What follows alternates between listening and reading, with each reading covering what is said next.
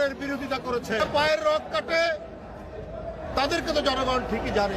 রুহুল কবির রিজভী সাহেব, আপনি যে কথাগুলো বলেছেন রাজনৈতিক ভাবে, আপনি কথা বলবেন একজন এরকম বৃহৎ একটা রাজনৈতিক দলের মহান লিডার হিসেবে আপনি কথা বলবেন।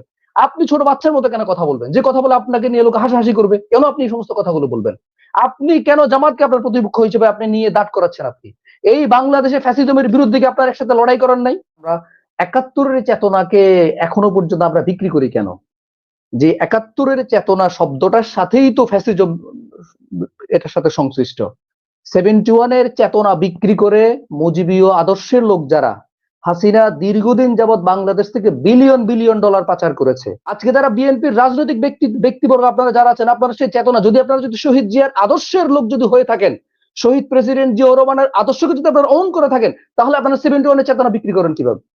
আপনারা 71-এর চেতনা দিয়ে আপনার প্রতিপক্ষের রাজনৈতিক দলকে আপনি ঘায়েল করতে চান কেন? এটা কেন আপনার রাজনৈতিক বক্তব্য হবে? আপনি এটা কেন পরিহার কথা বলেন? আমরা সবাই আমাদের দেশকে ভালোবাসি, এবং দেশকে যারা ভালোবাসে না ওরা দেশ থেকে অলরেডি পালিয়ে চলে গেছে। দেশকে যারা বিক্রি করে দিয়েছে, দেশকে যারা বিলিয়ন বিলিয়ন ডলার যারা মুজিবীয় চেতনা বিক্রি করে খেয়েছে, তারা কিন্তু অলরেডি পালিয়ে গেছে। এবং এই ছাত্র আন্দোলনের জুলাই আগস্টের বিপ্লবী কিন্তু তারা লেজ গুড়িয়ে পালাতে বাধ্য হয়েছে। আমি এখানে সালাউদ্দিন আইয়ুবে জামাতের প্রতিনিধিত্ব করছেন, উনি কথা বলছেন। আমি ইন্ডিপেন্ডেন্ট একজন অ্যানালিস্ট হিসেবে আমি দু একটা পয়েন্ট একটু কথা বলবো, যে আমরা সাম্প্রতিক সময়ে যে বিষয়গুলো নিয়ে, বিশেষ করে 5ই আগস্টের পর থেকে যে বিএনপি এবং জামাত ইসলামী বাংলাদেশের বর্তমান সময়ের প্রধান দুটি রাজনৈতিক দল, তারা যেভাবেই একজন আরেকজনকে পক্ষে বিপক্ষে পলিটিক্যাল যে অ্যাটাকিং, যেটা এই বিষয়টা আসলে জনগণ কতটুকু নিচ্ছে বা এটা কতটুকু সমুচিত, এই বিষয়গুলো আমাদের কতটুকু পরিহার করা উচিত, আমি এই পারপাসে একটু কথা বলবো। আমি প্রথমত একটা বিষয় আমার কাছে খুব অড লাগে, এটা নিয়ে আমি একটু বলি। সেটা হচ্ছে আমরা ৭১-এর চেতনাকে এখনো পর্যন্ত আমরা বিক্রি করি কেন? যে ৭১-এর চেতনা শব্দটার সাথেই তো ফ্যাসিজম এটার সাথে সংশ্লিষ্ট। 71-এর চেতনা বিক্রি করে মুজিবীয় আদর্শের লোক যারা, হাসিনা দীর্ঘদিন যাবৎ বাংলাদেশ থেকে বিলিয়ন বিলিয়ন ডলার পাচার করেছে। একমাত্র 71 স্বাধীনতা যুদ্ধের অবদানকে তার পরিবারেরই সম্পত্তি মনে করে এদেশের বাকি যত জনগণ আছে, যত রাজনৈতিক দল আছে, কাউকে কোনো প্লেস দেন নাই। শেখ হাসিনা যতদিন ক্ষমতায় ছিল ততদিন প্রকৃত স্বাধীনতার ঘোষক কে, এটা নিয়ে বারে বারে ইতিহাস চেঞ্জ করেছে, বক্তব্য চেঞ্জ করেছে। বাংলাদেশের স্বাধীনতা যুদ্ধকে, স্বাধীনতা যুদ্ধের ইতিহাসকে, স্বাধীনতা 71-এর পুরো ইতিহাসকে সে কলঙ্কিত করে একটা বিতর্কিত হিসেবে দাঁড় করিয়েছে। সেই 71-এর চেতনা বিকৃতি আমরা কেন যাব? আমি যদি অ্যাজ এন অ্যানালিস্ট আমি যদি একটু বলি, যে 71-এর চেতনা এখন যারা বিক্রি করতে চাবে, সেটা বিএনপি হোক, সেটা জামাত হোক, এটা কারোর জন্য সমীচীন নয়। এবং এই 71-এর চেতনা বিক্রির সাথে দেশকে লুট করার, দেশে গুম খুন হত্যার রাজনীতির একটা সংশ্লিষ্টতা আছে। সুতরাং 71-এর চেতনা বাংলাদেশে, আপনারা যারা বিএনপি এবং জামাত ইসলাম আপনারা যারা রাজনীতি করছেন, আপনারা এই চেতনাকে বিক্রি করার সেই মেসেজ আপনারা যাবেন না।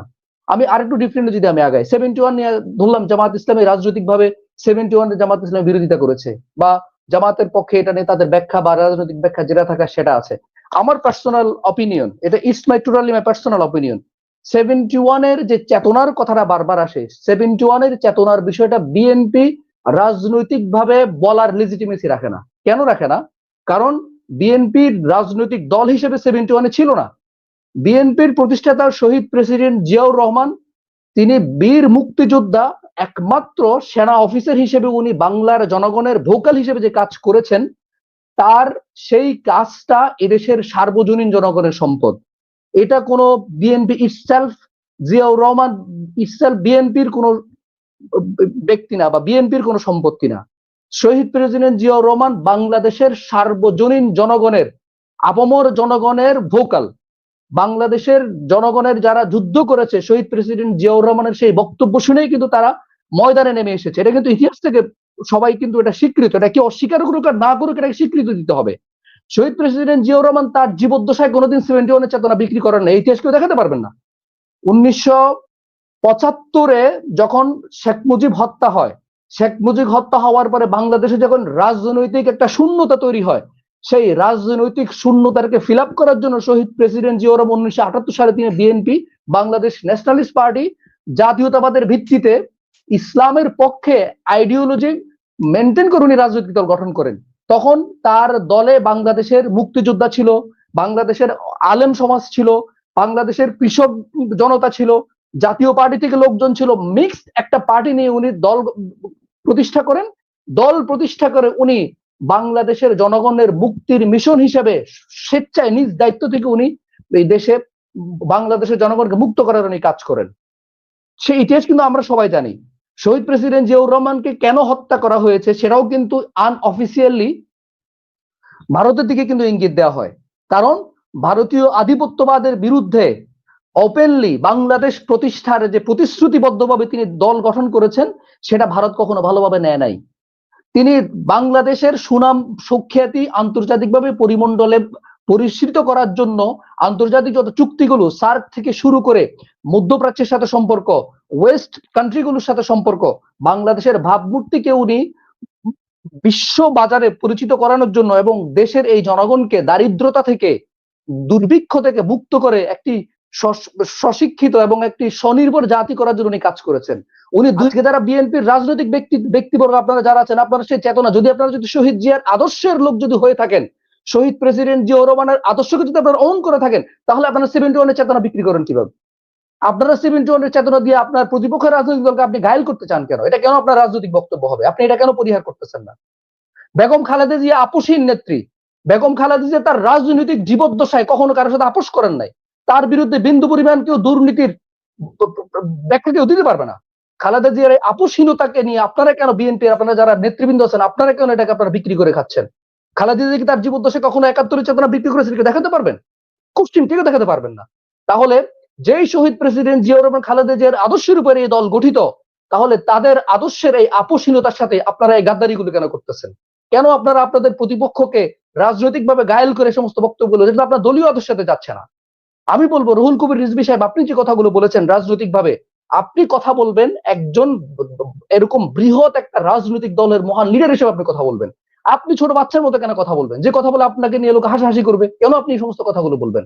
আপনি কেন জামাতকে আপনার প্রতিপক্ষ হিসেবে আপনি নিয়ে দাঁড় করাচ্ছেন? আপনি এই বাংলাদেশে ফ্যাসিজমের বিরুদ্ধে কি আপনার একসাথে লড়াই করার নাই? বাংলাদেশে কেয়ারটেকার গভর্নমেন্ট আনা থেকে শুরু করে গত সরকারে বা গত 2001 থেকে 2006 পর্যন্ত জামাত ইসলামী সহ আপনারা একসাথে সরকার গঠন করেছেন না? অবশ্যই আপনারা করেছেন। 2018 সাল পর্যন্ত আপনারা একসাথে জোটে ছিলেন। কই আপনাদের ভিতরে সেই ফাটলের সেই ভাঙনের বক্তব্য আসে নাই? কেন এখন ক্ষমতা নিয়ে আপনাদের এই বক্তব্যগুলো বারবার উঠে আসবে? কেন এই কথাগুলো আপনারা বারবার বলবেন? এই বিষয়গুলো এদেশের জনগণ নিতে পারতেছে না। আমি অ্যাজ এ সিভিলিয়ান আমি এগুলো ওন করতে পারতেছি না। আমরা চাই বিএনপির মতো এরকম বড় রাজনৈতিক দল থেকে, যে রাজনৈতিক দলের প্রতিষ্ঠাতা শহীদ প্রেসিডেন্ট জিয়াউর রহমান, যে রাজনৈতিক দলের নেতৃত্বে আছেন বেগম খালেদা জিয়া, সুতরাং তাদের এই জায়গাগুলোকে, এই আপোষহীনতার জায়গাগুলোকে আপনারা সেভাবে ওন করবেন। আপনারা শাহজাহান ওমরের মধ্যে ডিগবাজি দিবেন না।